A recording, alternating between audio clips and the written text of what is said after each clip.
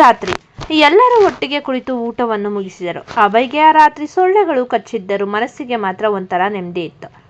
ಮರುದಿನ ಸೋಮವಾರ ಮುಂಜಾನೆ 6 ಗಂಟೆ. ರಸ್ತೆಗಳೆಲ್ಲ ಕ್ಲಿಯರ್ ಆಗಿದ್ದವು. ಹಳ್ಳಿಯ ಹಕ್ಕಿಗಳೆಲ್ಲ ಚಿಲಿಪಿಲಿ ನಡುವೆ ಅಭಯ್ನ BMW ಕಾರ್ ಬೆಂಗಳೂರಿಗೆ ಹೊರಡಲು ಸಿದ್ಧವಾಗಿ ನಿಂತಿತ್ತು. ಮಿಲನ ತನ್ನ ಬ್ಯಾಗ್ ಹಿಡಿದು ಕಣ್ಣೀರು ಹಾಕುತ್ತಾ ಅಮ್ಮ, ತಂಗಿ, ತಮ್ಮನಿಗೆ ಬಾಯಿ ಹೇಳಿ ಕಾರಿನ ಬಳಿ ಬಂದಳು. ಅಭಯ್ ತನ್ನ ಎಂದಿನಂತೆ ಡ್ರೈವಿಂಗ್ ಸೀಟ್ನಲ್ಲಿ ಕುಳಿತುಕೊಳ್ಳಲು ಹೋಗುವಾಗ ಅಮ್ಮ ಶಾರದಾ ಅವರು ಬಂದು ಅವನ ಕೈ ಹಿಡಿದುಕೊಂಡರು. ಶಾರದಾ, ಬುದ್ಧಿ, ನೀವೇನೋ ದೊಡ್ಡ ಸಾಹೇಬ್ರು, ನಮ್ಮಂಥ ಬಡವರ ಮನೆಗೆ ಬಂದು 2 ದಿನ ತುಂಬ ಕಷ್ಟಪಟ್ಟಿದ್ದೀರಿ, ನಮ್ಮನ್ನು ಕ್ಷಮಿಸ್ಬಿಡಿ. ಆದರೆ ನನ್ನ ಮಗಳು ಮಿಲನ ತುಂಬ ಮುಗ್ಧೆ ಹುಡುಗಿ ಸಾಹೇಬ್ರೆ. ಅವಳಿಗೆ ಸಿಟಿ ಜಗತ್ತು ಅಷ್ಟಾಗಿ ಗೊತ್ತಿಲ್ಲ. ತಂದೆ ಇಲ್ಲದ ಹುಡುಗಿ ನಮ್ಮ ಸಂಸಾರದ ನೊಗ ಹೊತ್ತು ಅಲ್ಲಿಗೆ ಬಂದಿದ್ದಾಳೆ. ಅವಳ ಕೈಯನ್ನು ನಿಮ್ಮ ನಂಬಿಕೆಗೆ ಒಪ್ಪಿಸ್ತಿದ್ದೀನಿ. ಆಫೀಸ್ನಲ್ಲಿ ಅವಳೇನಾದರೂ ತಪ್ಪು ಮಾಡಿದರೆ ದಯವಿಟ್ಟು ಹೇಳಿ ಬುದ್ಧಿ. ಅವಳಿಗೆ ನೀವೇ ರಕ್ಷಣೆ. ಅಮ್ಮನ ಮಾತುಗಳು ಕೇಳಿದಾಗ ಅಭಯ್ನ ಎದೆಯೊಳಗೆ ಏನೋ ನಡುಕ ಹುಟ್ಟಿತ್ತು. ತಾನು ಆಫೀಸ್ನಲ್ಲಿ ಅವಳಿಗೆ ಕೊಟ್ಟ ನರಕಯಾತನೆ ನೆನಪಾಗಿ ಒಳಗೊಳಗೆ ಅಪರಾಧ ಪ್ರಜ್ಞೆ ಕಾಡಿತ್ತು. ಅವನು ಶಾರದಾ ಅವರ ಕೈಗಳ ಮೇಲೆ ಕೈ ಇಟ್ಟು ಗಂಭೀರವಾಗಿ ಮಿಲನಾಳನ್ನು ನೋಡಿದನು. ಅಭಯ್, ಬೇಜಾರು ಮಾಡ್ಕೋಬೇಡಿ ಶಾರದಮ್ಮ, ಮಿಲನಾಗೆ ಬೆಂಗಳೂರಿನಲ್ಲಿ ಯಾವುದೇ ತೊಂದರೆ ಆಗದ ಹಾಗೆ ನಾನು ನೋಡ್ಕೊತೀನಿ. ಇದು ನನ್ನ ಜವಾಬ್ದಾರಿ ಎಂದು ಮೊದಲ ಬಾರಿಗೆ ಒಬ್ಬ ಜವಾಬ್ದಾರಿಯುತ ಮನುಷ್ಯನಂತೆ ಮಾತು ಕೊಟ್ಟನು. ಇದನ್ನು ಕೇಳಿದ ಮಿಲನಾಳಿಗೆ ಒಮ್ಮೆಗೆ ಆಶ್ಚರ್ಯವೋ ಆಶ್ಚರ್ಯ. ಕಾರು ಹಳ್ಳಿಯ ಮಣ್ಣಿನ ರಸ್ತೆಯನ್ನು ದಾಟಿ ಬೆಂಗಳೂರಿನ ಕಡೆಗೆ ವೇಗವಾಗಿ ಮುನ್ನುಗ್ಗಿತ್ತು. ಇತ್ತ ಬೆಂಗಳೂರಿನ ಗೋಪಾಲ್ ವರ್ಮಾ ಅವರ ಬಂಗಲೆಯಲ್ಲಿ ಬೆಳಗ್ಗೆ 9 ಗಂಟೆಯಾಗುತ್ತಿದ್ದಂತೆ ದೊಡ್ಡ ಬಿರುಗಾಳಿಯೇ ಎದ್ದಿತ್ತು. ವೀಣಾ ಲಿವಿಂಗ್ ರೂಮ್ನಲ್ಲಿ ಇಡೀ ಕುಟುಂಬವನ್ನು ಒಟ್ಟುಗೂಡಿಸಿ ಹೈ ಡ್ರಾಮಾ ಶುರು ಮಾಡಿದ್ದಳು. ಗೋಪಾಲ್ ವರ್ಮಾ ಮತ್ತು ವನಜಾಕ್ಷಿ ಸೋಫಾದ ಮೇಲೆ ಆತಂಕದಿಂದ ಕುಳಿತಿದ್ದರು. ವೀಣಾ ರೂಮ್ ತುಂಬ ಕೈ ಮುಗಿಯುತ್ತಾ ಬೆಂಕಿ ಹಚ್ಚುವಂತೆ, ಚಿಕ್ಕಪ್ಪ, ಚಿಕ್ಕಮ್ಮ, ನಾನು ನಿನ್ನೆಯೇ ಹೇಳಿದ್ನಲ್ಲ ನಿಮ್ಮ ಮುದ್ದಿನ ಮಗ ಅಭಯ್ ಎಲ್ಲಿದ್ದಾನೆ ಅಂತ. ಅವನು ಯಾವುದೇ ಆಫೀಸ್ ಕೆಲಸಕ್ಕೆ ಹೋಗಿಲ್ಲ. ಆ ಹಳ್ಳಿ ಹುಡುಗಿ ಆಫೀಸ್ನ ಆರ್ಡಿನರಿ ಕೆಲಸದವಳ ಮಿಲನ ಇದ್ದಾಳಲ್ಲ, ಅವಳ ಜೊತೆ ಹಳ್ಳಿಯಲ್ಲಿ ಮಜಾ ಮಾಡೋಕ್ಕೆ ಹೋಗಿದ್ದಾನೆ. ನಾನೇ ನಿನ್ನೆ ಕಾಲ್ ಮಾಡಿದಾಗ ಅವರಿಬ್ಬರು ತೋಟದಲ್ಲಿ ಒಟ್ಟಿಗೆ ಇದ್ದರು. ಆ ಹುಡುಗಿ ನಮ್ಮ ಅಭಯ್ನನ್ನು ಬುಟ್ಟಿಗೆ ಹಾಕಿಕೊಂಡಿದ್ದಾಳೆ. ನಮ್ಮ ಕುಟುಂಬದ ಮರ್ಯಾದೆ ಹರಾಜಾಗ್ತಿದೆ ಚಿಕ್ಕಪ್ಪ. ವೀಣಾಳ ಮಾತುಗಳನ್ನು ಕೇಳಿ ವನಜಾಕ್ಷಿಯವರು ದಿಗ್ಭ್ರಮೆಗೊಂಡರು. ಗೋಪಾಲ್ ವರ್ಮಾ ಅವರ ಮುಖ ತೀವ್ರ ಗಂಭೀರವಾಯಿತು. ಅಷ್ಟರಲ್ಲೇ ಬಂಗಲೆಯ ಮುಂದೆ BMW ಕಾರ್ ಬಂದು ನಿಂತಿತ್ತು. ಕಾರಿನಿಂದ ಅಭಯ್ ಗತ್ತಿನಿಂದ ಇಳಿದರೆ ಅವನ ಹಿಂದೆಯೇ ಮಿಲನ ಕೂಡ ಬ್ಯಾಗ್ ಹಿಡಿದು ಇಳಿದಳು. ಇಬ್ಬರು ಒಟ್ಟಿಗೆ ಮೇನ್ ಹೌಸ್ಗೆ ಒಳಗೆ ಹೆಜ್ಜೆ ಇಟ್ಟರು. ಅವರನ್ನು ನೋಡಿದ ತಕ್ಷಣ ವೀಣಾ ಜೋರಾಗಿ ಚಪ್ಪಾಳೆ ತಟ್ಟುತ್ತಾ ಮುನ್ನುಗ್ಗಿದಳು. ವೀಣಾ, ಬನ್ನಿ ಬನ್ನಿ ಜೋಡಿ ಹಕ್ಕಿಗಳೇ, ನೋಡಿ ಚಿಕ್ಕಪ್ಪ, ನಾನೇನು ಸುಳ್ಳು ಹೇಳಲಿಲ್ಲ. ಸಾಹೇಬ್ರು ಇಡೀ ಶನಿವಾರ ಭಾನುವಾರ ಆಫೀಸ್ ಕೆಲಸದವಳ ಊರಲ್ಲಿ ಕಳೆದು ಈಗ ಅವಳನ್ನೇ ಕಾರಲ್ಲಿ ಕೂರಿಸಿಕೊಂಡು ಮನೆಗೆ ಕರ್ಕೊಂಡು ಬಂದಿದ್ದಾರೆ. ಏನೇ ಮಿಲನ, ಇಷ್ಟು ಅಹಂಕಾರ ನಿನಗೆ? ನಮ್ಮ ಮನೆ ಹುಡುಗನನ್ನೇ ಬುಟ್ಟಿಗೆ ಹಾಕೋಬೇಕಾ ಎಂದು ಮಿಲನಾಳ ಮೇಲೆ ಕಿರುಚಲು ಹೋದಳು. ಮಿಲನ ಒಂದು ಕ್ಷಣ ಹೆದರಿ ಹಿಂದೆ ಸರಿದಳು. ಬೆಂಗಳೂರಿಗೆ ಬರುವಷ್ಟರಲ್ಲೇ ವೀಣಾ ಇಷ್ಟೊಂದು ದೊಡ್ಡ ವಿಷದ ಜಾಳ ಹೆಣೆದಿದ್ದಾಳೆ ಎಂದು ಅವಳು ಊಹಿಸಿರಲಿಲ್ಲ. ಆದರೆ ಈ ಬಾರಿ ಅವಳಿಗೆ ಎದುರಾಗಿ ನಿಂತಿದ್ದು ಬೇರೆ ಯಾರೂ ಅಲ್ಲ, ಸ್ವತಃ ಅಭಯ್ ವರ್ಮಾ. ಅಭಯ್ ಮುನ್ನುಗ್ಗಿ ವೀಣಾಳ ಮುಂದೆ ಸಿಂಹದಂತೆ ಗರ್ಜಿಸುತ್ತಾ ಕೈ ನೀಡಿ ತಡೆದನು. ಅವನ ರಗಡ್ ಕಂಠ ಇಡೀ ಹಜಾರದಲ್ಲಿ ಪ್ರತಿಧ್ವನಿಸುತ್ತಿತ್ತು. ಅಭಯ್ ಖಡಕ್ ಧ್ವನಿಯಲ್ಲಿ, ಕಣ್ಣುಗಳಲ್ಲಿ ಬೆಂಕಿ ಉಗುಳುತ್ತಾ, ಜಸ್ಟ್ ಶಟ್ ಅಪ್ ವೀಣಕ್ಕ, ನಿನ್ನ ಲಿಮಿಟ್ಸ್ ದಾಟಿ ಮಾತನಾಡಬೇಡ.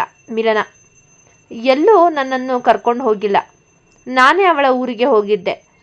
ಅಲ್ಲಿ ಮಳೆಗೆ ರಸ್ತೆ ಬ್ಲಾಕ್ ಆಗಿದ್ದಕ್ಕೆ ಅವಳ ಮನೆಯಲ್ಲೇ ಉಳ್ಕೋಬೇಕಾಗಿ ಬಂತು. ಅಷ್ಟರಲ್ಲಿ ಈ ಕಂಪನಿಯ MD ನಾನು ಎಲ್ಲಿಗೆ ಹೋಗಬೇಕು, ಯಾರ ಜೊತೆ ಇರಬೇಕು ಅಂತ ಡಿಸೈಡ್ ಮಾಡೋಕ್ಕೆ ನೀವ್ಯಾರೋ? ಮಿಲನ ಬಗ್ಗೆ ಇನ್ನೊಂದು ಮಾತು ಆಡಿದ್ರು ನಾನು ಸುಮ್ಮನಿರಲ್ಲ. ಅಭಯ್ ವೀಣಾ ಮೇಲೆಯೇ ಮಿಲನಾಳ ಪರವಾಗಿ ಇಷ್ಟೊಂದು ಭೀಕರವಾಗಿ ರೇಗಿದ್ದನ್ನು ನೋಡಿ ಇಡೀ ಮನೆ ಸೈಲೆಂಟ್ ಆಯಿತು. ವೀಣಾಳ ಮುಖ ಕಪ್ಪಗಾಯಿತು. ಮಿಲನ ನಡುಗುತ್ತಲೇ ಅಭಯ್ನ ಬೆಂಬಲವನ್ನು ನೋಡಿ ನಿಂತಿದ್ದಳು. ಕಾಟ ಕೊಡುತ್ತಿದ್ದ ಬಾಸ್ ಇವತ್ತು ತನ್ನ ಕುಟುಂಬದ ಮುಂದೆಯೇ ತನಗಾಗಿ ರಕ್ಷಣೆಯಾಗಿ ನಿಂತಿದ್ದ. ಅಭಯ್ ಸಿಂಹದಂತೆ ಗರ್ಜಿಸುತ್ತಿದ್ದ ಹಾಗೆ ವೀಣಾಳ ಬಾಯಿ ಬಂದ್ ಆಯಿತು. ಅವಳು ತನ್ನ ಚಿಕ್ಕಪ್ಪ ಗೋಪಾಲ್ ವರ್ಮಾ ಏನಾದರೂ ಹೇಳಬಹುದು ಎಂದು ಅವರ ಮುಖ ನೋಡಿದಳು. ಆದರೆ ಗೋಪಾಲ್ ವರ್ಮಾ ಅವರು ವೀಣಾಳ ಮಾತಿಗೆ ಹೆಚ್ಚಾಗಿ ತಲೆ ಕೆಡಿಸಿಕೊಳ್ಳಲೇ ಇಲ್ಲ. ಅವರು ಸೋಫಾದಿಂದ ಎದ್ದು ನಿಂತು ಮಿಲನಾಳ ಕಡೆ ನೋಡಿ ತುಂಬ ಸೌಮ್ಯವಾಗಿ ಮಾತನಾಡಿದರು. ಗೋಪಾಲ್ ವರ್ಮಾ, ಮಿಲನ, ಬೆಳಿಗ್ಗೆಯಿಂದ ಜರ್ನಿ ಮಾಡಿ ಬಂದಿದ್ದೀಯ, ಮೊದಲಿಗೆ ಹೋಗಿ ತಿಂಡಿ ತಿನ್ನು, ಆಮೇಲೆ ಆಫೀಸ್ಗೆ ಲೇಟ್ ಆಗುತ್ತೆ, ಇಬ್ಬರು ಬೇಗ ರೆಡಿಯಾಗಿ ಹೊರಡಿ ಎಂದು ಹೇಳಿ ವೀಣಾಳನ್ನು ಕಂಪ್ಲೀಟ್ ಆಗಿ ಇಗ್ನೋರ್ ಮಾಡಿ ತಮ್ಮ ರೂಮಿನ ಕಡೆ ಹೊರಟು ಹೋದರು. ಇತ್ತ ಚಿಕ್ಕಮ್ಮ ವನಜಾಕ್ಷಿ ಅವರು ಕೂಡ ಬಂದ ಕೆಲವೇ ದಿನಗಳಲ್ಲಿ ಮಿಲನಾಳ ಒಳ್ಳೆಯ ಗುಣ ಮುಗ್ಧತೆಯನ್ನು ಹತ್ತಿರದಿಂದ ನೋಡಿದವರು. ಹಾಗಾಗಿ ವೀಣಾ ಹಚ್ಚಿದ್ದ ಬೆಂಕಿಗೆ ಅವರು ಜಾಸ್ತಿ ತಲೆಕೆಡಿಸಿಕೊಳ್ಳಲು ಆಗಲಿಲ್ಲ. ಹೌದು ಮಗಳೇ, ಮುಖ ಎಲ್ಲ ಸುಸ್ತಾದ ಹಾಗೆ ಕಾಣ್ತಿದೆ, ಹೋಗಿ ರೆಡಿಯಾಗು ಎಂದು ಪ್ರೀತಿಯಿಂದಲೇ ಹೇಳಿದರು. ವೀಣಾಗೆ ತಾನು ಹೆಣೆದ ಜಾಲ ತನಗೆ ತಿರುಗು ಬಾಣವಾದದ್ದನ್ನು ನೋಡಿ ತಲೆ ಕೆಟ್ಟಂತಾಯಿತು. ಮಿಲನ ತಕ್ಷಣ ಅಲ್ಲಿಂದ ಗೆಸ್ಟ್ ಹೌಸ್ಗೆ ಬಂದಳು. ಅಮ್ಮ, ಶಾರದಾ ಅವರು ತನಗೆ ಆಫೀಸ್ನಲ್ಲಿ ರಕ್ಷಣೆಯಾಗಿ ಇರು ಎಂದು ಅಭಯ್ ವರ್ಮನಿಗೆ ಹೇಳಿಕೊಂಡಿದ್ದು, ಅದಕ್ಕೆ ತಕ್ಕ ಹಾಗೆ ಅಭಯ್ ಇಡೀ ಕುಟುಂಬದ ಮುಂದೆ ತಾನಾಗಿ ನಿಂತಿದ್ದು ನೆನಪಾಗಿ ಅವಳ ಮನಸ್ಸು ಒಂಥರ ಹಗುರವಾಗಿತ್ತು. ಆದರೆ ಆಫೀಸ್ಗೆ ತಡವಾಗಬಾರ್ದು ಎಂಬ ಕಾರಣಕ್ಕೆ ಅವಳು ಬೇಗ ಬೇಗ ಸ್ನಾನ ಮಾಡಿ ಫಾರ್ಮಲ್ ಬಟ್ಟೆ ಧರಿಸಿ ರೆಡಿಯಾದಳು. ಅಭಯ್ ಇನ್ನೂ ಮೇನ್ ಹೌಸ್ನಿಂದ ಬಂದಿರಲಿಲ್ಲ. ಅವನಿಗಾಗಿ ಕಾಯುವ ರಿಸ್ಕ್ ತಗೊಳ್ದೆ ಮಿಲನ ತನ್ನ ಪಾಡಿಗೆ ತಾನು ಮುಂಚಿತವಾಗಿ ಆಫೀಸ್ಗೆ ಹೊರಟು ಬಿಟ್ಟಳು.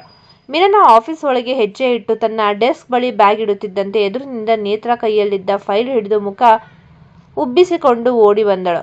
ಅವಳ ಕಣ್ಣುಗಳಲ್ಲಿ ಸಣ್ಣ ಕೋಪ ಎದ್ದು ಕಾಣುತ್ತಿತ್ತು. ನೇತ್ರ ಮಿಲನಾಳ ಕೈ ಹಿಡಿದು ತರಾಟೆಗೆ ತೆಗೆದುಕೊಳ್ಳುತ್ತಾ, ಏನ್ರಿ ಮಿಲನ, ನಿನ್ನ ಫ್ರೆಂಡ್ಶಿಪ್ ನಿನಗೆ ಕನ್ಸಿಡರ್ ಮಾಡಿದ್ನಲ್ಲ, ನನಗೆ ಹೇಳಬೇಕು. ಶುಕ್ರವಾರ ನನಗೆ ಒಂದು ಮಾತು ಹೇಳದೆ ಸಡನ್ ಆಗಿ ಮಾಯ ಆಗ್ಬಿಟ್ಟಿದ್ದೀಯಾ.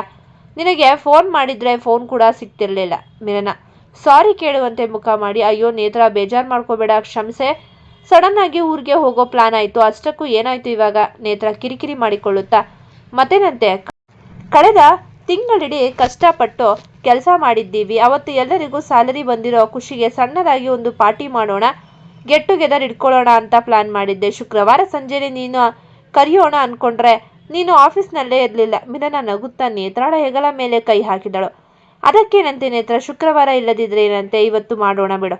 ನಾನು ಸ್ವಲ್ಪ ಅರ್ಜೆಂಟಾಗಿ ಊರಿಗೆ ಹೋಗಬೇಕಾಗಿ ಬಂತು, ಅಲ್ಲಿ ನೆಟ್ವರ್ಕ್ ಇರಲಿಲ್ಲ ಅಷ್ಟೇ ಎಂದು ತನ್ನ ಹಳ್ಳಿ ಪ್ರವಾಸದ ವಿಷಯವನ್ನು ಸಣ್ಣದಾಗಿ ಮರೆಮಾಚಿ ಹೇಳಿದಳು.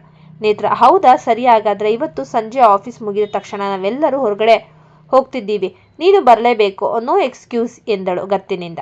ಮಿಲನ ಕೂಡ ಇಷ್ಟು ದಿನದ ಟೆನ್ಷನ್ನಿಂದ ಸ್ವಲ್ಪ ರಿಲ್ಯಾಕ್ಸ್ ಆಗಲಿ ಎಂದು ಯೋಚಿಸಿ ಅವಳ ಹೊತ್ತಿಗೆ ಸರಿಯಾಗಿ ಓಕೆ ಡನ್, ಇವತ್ತು ಸಂಜೆ ಪಾರ್ಟಿ ಫಿಕ್ಸ್ ಎಂದು ಖುಷಿಯಿಂದ ಒಪ್ಪಿಕೊಂಡಳು. ಸಂಜೆ ಆಫೀಸ್ ಮುಗಿಯುತ್ತಿದ್ದಂತೆ ನೇತ್ರ ಮತ್ತು ಮಿಲನ ಇಬ್ಬರು ಹೊರಗಿನ ರೆಸ್ಟೋರೆಂಟ್ಗೆ ಹೊರಟರು. ಆದರೆ ಅಲ್ಲಿ ಇವರಿಗಾಗಿ ಮತ್ತೊಂದು ಸರ್ಪ್ರೈಸ್ ಕಾದಿತ್ತು.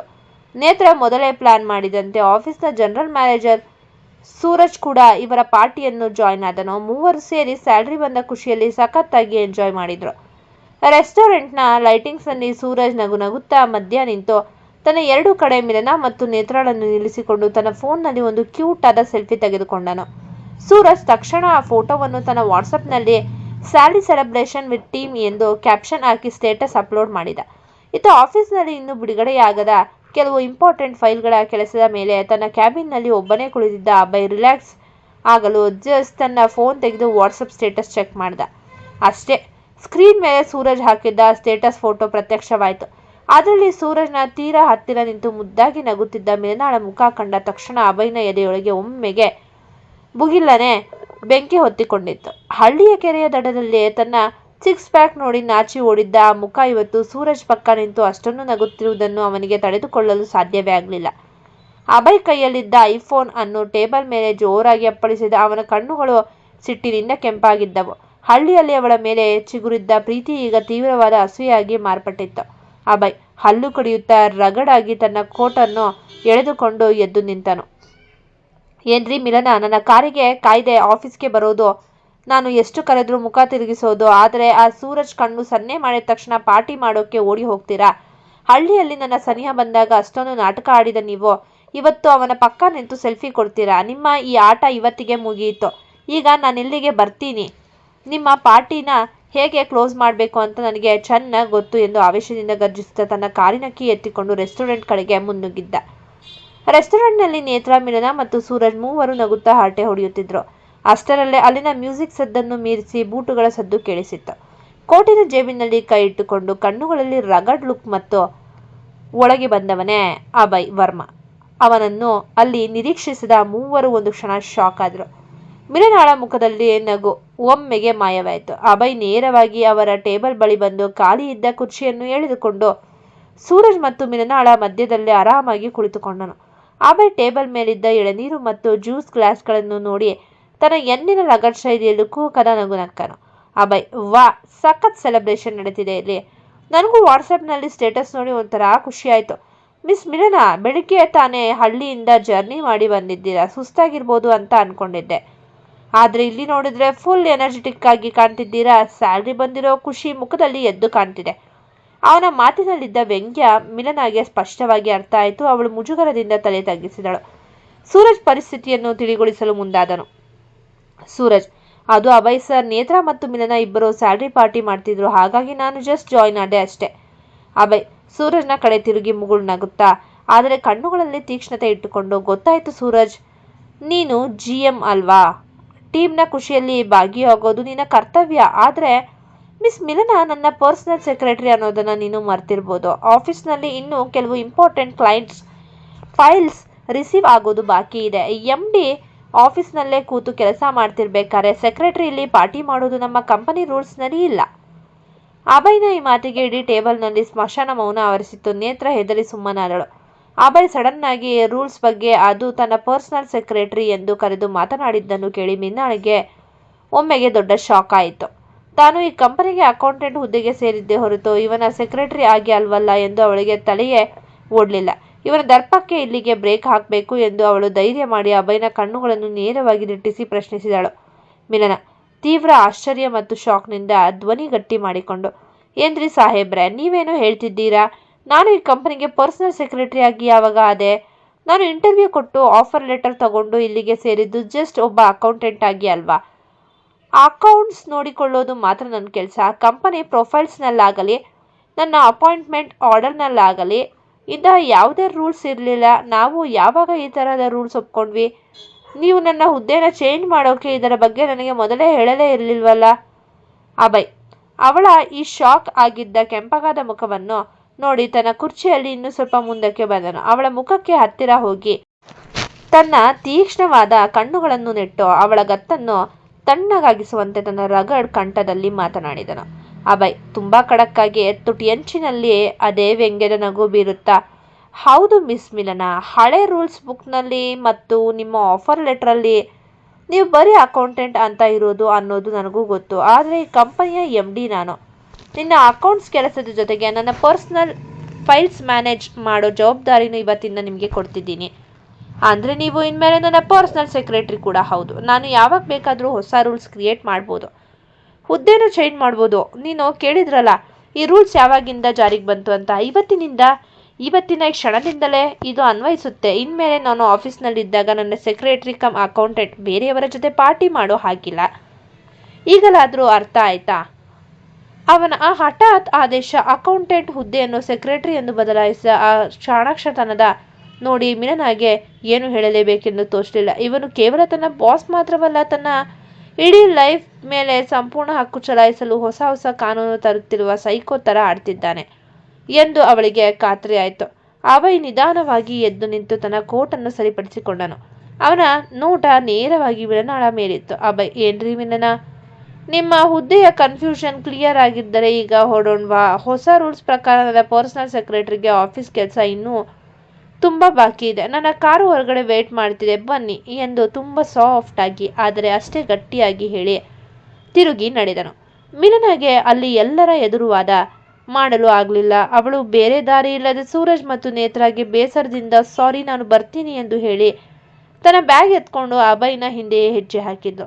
ರೆಸ್ಟೋರೆಂಟ್ನಿಂದ ಹೊರಗೆ ಬಂದವಳೆ ಸದ್ದಿಲ್ಲದೆ ಅಭಯ್ನ BMW ಕಾರಿನ ಮುಂಭಾಗದ ಸೀಟಿನಲ್ಲಿ ಕುಳಿತುಕೊಂಡು ಅಭಯ್ನ ಕಾರನ್ನು ವೇಗವಾಗಿ ಹೋಟೆಲ್ ಒಂದರ ಕಡೆ ಮುಖ ಮಾಡಿ ಚಲಾಯಿಸಿದ. ಈ ಕತೆ ನಿಮಗೆ ಇಷ್ಟವಾಗಿದ್ದಲ್ಲಿ ಕಥೆಯನ್ನು ವೀಕ್ಷಿಸಿದ ನಂತರ ದಯಮಾಡಿ ನಮ್ಮ ಚಾನೆಲ್ಗೆ ಶೇರ್ ಮಾಡಿ, ಸಬ್ಸ್ಕ್ರೈಬ್ ಮಾಡಿ ಮತ್ತು ಪ್ರೋತ್ಸಾಹಿಸಿ. ಧನ್ಯವಾದಗಳು.